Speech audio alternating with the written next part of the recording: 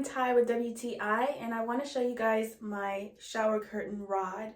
The reason why I got this shower curtain rod is because I'm renting this place and I needed something to where I could extend the ends to be able to fit this shower stall, and I needed something where I didn't have to install it with nails or actual hardware to go into the walls.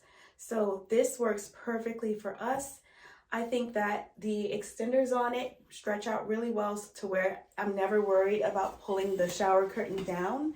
I also love the way that it looks. I chose this particular one because it had more crisp lines on the design, and therefore to me it looked more modern. So I really like this one. I saw that it came in different colors, but because I had nickel hardware already in my bathroom, I went for the nickel look in the shower rod.